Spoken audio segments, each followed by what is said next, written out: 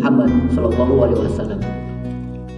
Hadirin jamaah sidang Jumat yang dimuliakan oleh Allah Subhanahu wa Ta'ala,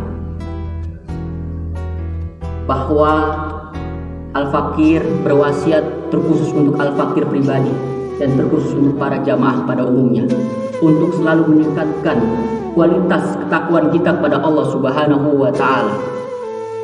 Bahwasanya dalam Islam memenuhi dua komponen dalam kehidupan yang kita jalani. Apa dua komponen tersebut? Yang pertama yaitu memenuhi kebutuhan jasmani. Kemudian yang kedua, yang paling utama, yang paling berperan dalam kehidupan kita adalah memenuhi kebutuhan rohani. Bahwasanya makan dan minum itu pun memenuhi kebutuhan jasmani. Menjaga pola hidup sehat itu pun memenuhi kebutuhan jasmani. Dan berolahraga untuk kesehatan itu pun memenuhi kebutuhan jasmani. Namun tak kalah lebih penting, yang lebih utama, yaitu memenuhi kebutuhan rohani, yaitu berzikir pada Allah Subhanahu wa Ta'ala, membaca kalimat-kalimat thayyibah untuk mengingat pada Allah Subhanahu wa Ta'ala, baca kalimat Al-Quran dan baca maknanya itu pun memenuhi kebutuhan rohani. Hadirin jamaah sidang Jumat yang dimuliakan oleh Allah Subhanahu wa Ta'ala, bahwa Allah Subhanahu wa Ta'ala menciptakan manusia dalam berbentuk yaitu sosial dan berinteraksi. Dan kemudian Allah Subhanahu wa Ta'ala menciptakan manusia untuk mengingat kepada hambanya, bahwasanya kita wajib memenuhi kebutuhan rohani dalam kehidupan yang kita jalani. Allah Subhanahu wa Ta'ala berfirman dalam surat Al-Baqarah ayat 153, Bismillahirrahmanirrahim, Wazkuruni azkurkum wazkuruni wala takfurun. Dan aku akan ingat kepadamu jika engkau ingat kepadaku, dan aku akan bersyukur padaku jika engkau bersyukur padaku, dan janganlah ingkar kepadaku. Bahwasanya ayat tersebut telah menjelaskan bahwa kita sebagai makhluk ciptaan Allah, kita ingat kepada hamba yang menciptakan. Bahwasanya Allah Subhanahu wa Ta'ala memberikan suatu ujian, problematika, suatu permasalahan yang akan kita hadapi ketika menjalani kehidupan ini. Untuk apa? Untuk menguatkan kualitas keimanan kita kepada Allah Subhanahu wa Ta'ala.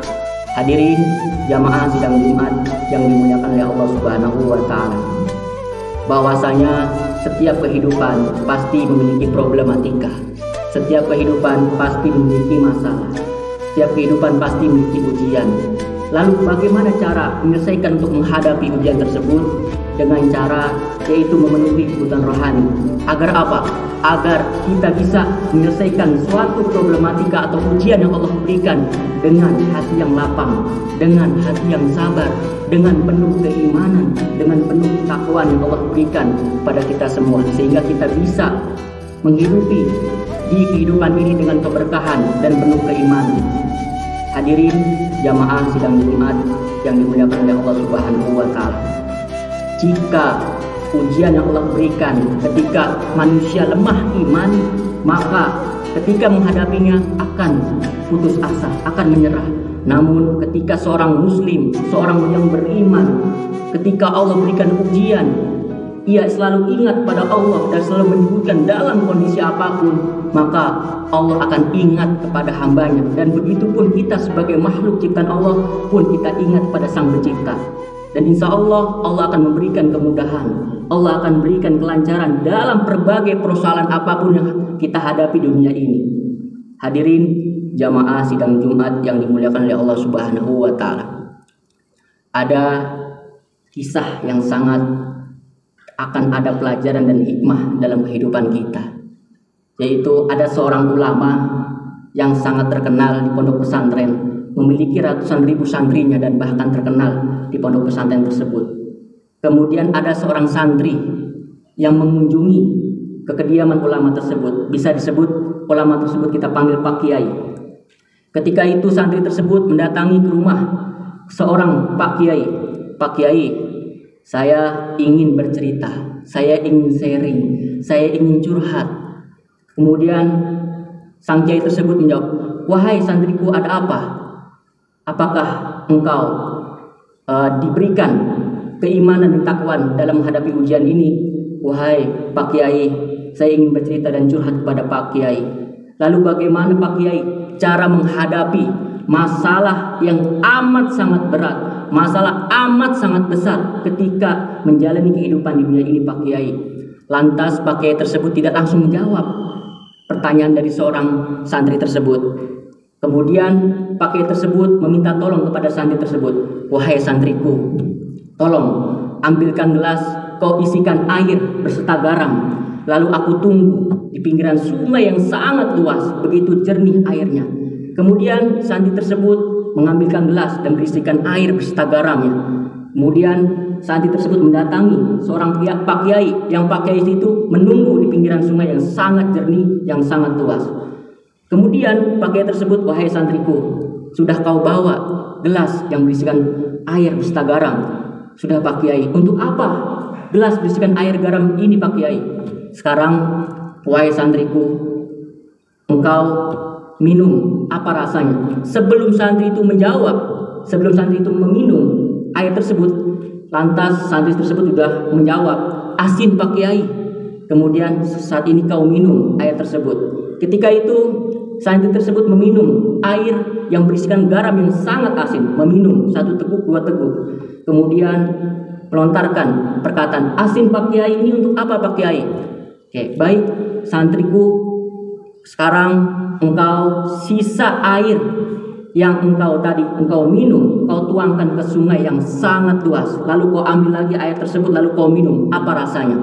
Dan akhirnya santri tersebut menuangkan air ke dalam sungai yang begitu jernih, kemudian diambil lagi lalu diminum, ditenggak, kemudian rasanya begitu segar seperti air biasa. Ada apa ini Pak Kiai, peristiwa ini? Apa maksudnya Pak Kiai? Lantas Pak Kiai tersebut menjelaskan dan menjawab pertanyaan yang tadi yang ia tanyakan kepada Pak Kiai.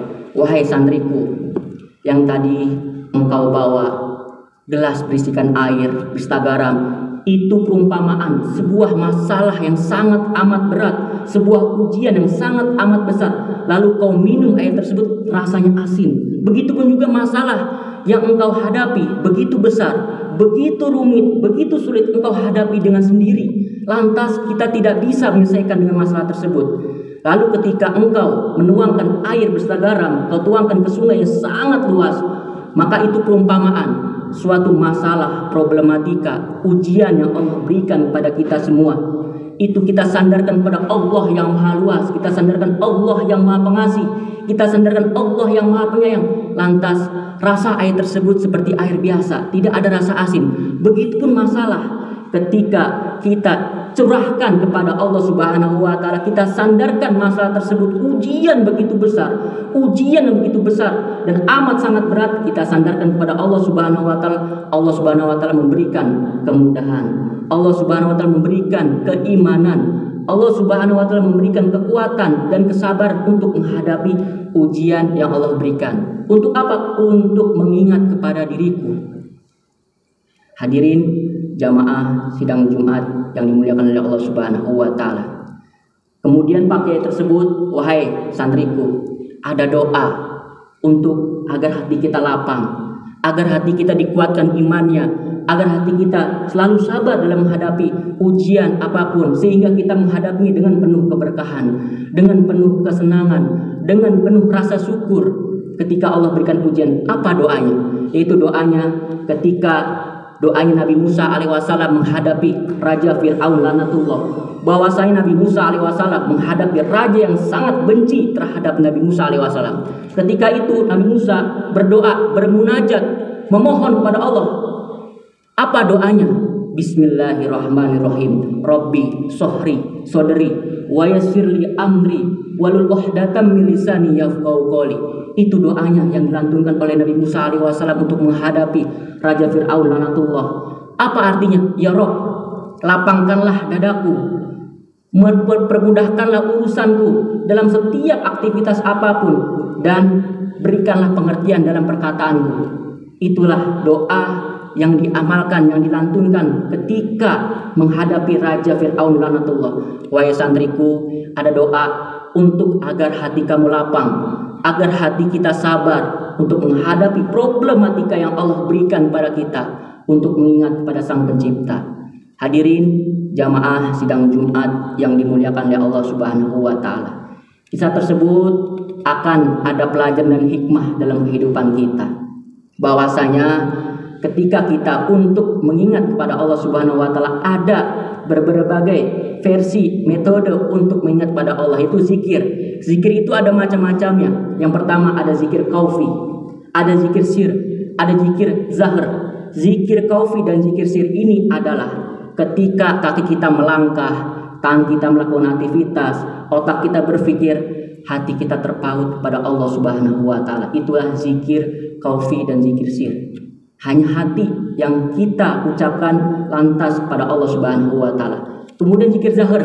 Zikir zahir ini adalah itu zikir yang dilantunkan, yang kita ucapkan terdengar oleh telinga kita. Itu lantas kita mengikuti atau menjalankan amalan tersebut sangat amat tenang hati kita. Yang menjadi persoalan adalah kita tidak mengingat kepada Allah Subhanahu wa taala. Auzubillahi min dzalik. Bahwasanya ketika Allah Subhanahu wa taala memberikan peringatan ujian, nah kita untuk mengamalkan dan untuk mengingat pada Allah itu tidak membutuhkan tenaga, tidak membutuhkan harta. Tenaga itu pun kita bisa beraktivitas, bekerja itu pun ibadah. Kemudian harta kita bersedekah itu pun juga ibadah. Namun yang paling ringan amalan yang kita kerjakan yaitu berzikir. Berat menjalankan namun timbangannya sangat berat, pahalanya sangat luar biasa. Ketika kita berzikir, mengucapkan kalimat La ilaha illallah, subhanallah, Allahu akbar. Ketika kita mengucapkan, hati kita bergetar, dan Allah akan ingat, Allah akan tolong hamba-hambanya ketika ingat kepadaku. Hadirin jamaah sidang Jumat yang dimuliakan oleh Allah Subhanahu wa taala. Semoga senantiasa ketika menjalani kehidupan kita, Allah memberikan kekuatan keimanan, Allah memberikan kekuatan ketakwaan, Allah memberikan kesabaran dalam menghadapi berbagai problematika kehidupan ujian yang Allah berikan. Agar apa? Untuk menguatkan kita ingat kepada Allah Subhanahu wa taala. Bahwasanya Allah Subhanahu wa taala menciptakan manusia untuk apa? Untuk beribadah. Ada suatu artikel karangan Al-Mahfuz Jeffrey Al-Bukhari, bahwasanya artikel tersebut menjelaskan Allah menciptakan manusia ini tujuannya untuk ibadah. Bahwasanya seperti tempat bekerja, tempat pasar atau yang lain itu ibadah, sebuah musola. Ketika masjid yang lainnya itu adalah suatu masjid yang sangat besar. Ketika kita menjalani kehidupan di dunia ini, kita tujuannya hanyalah kembali kepada Allah, dan tujuannya adalah ibadah dan ibadah. Mungkin itu, semoga Al-Fakir menyampaikan khotib, semoga berkenan dan semoga kita dikuatkan iman kita kepada Allah Subhanahu wa taala dan selalu diberikan kemudahan, kelancaran dalam berbagai persoalan apapun yang kita jalani dalam kehidupan ini. Barakallahu li wa lakum fil Qur'anil azim wa nafa'ani wa yakum bihi minal ayati wa zikril hakim wa taqabbal minni wa minkum tilawatahu innahu wal ghafurur rahim.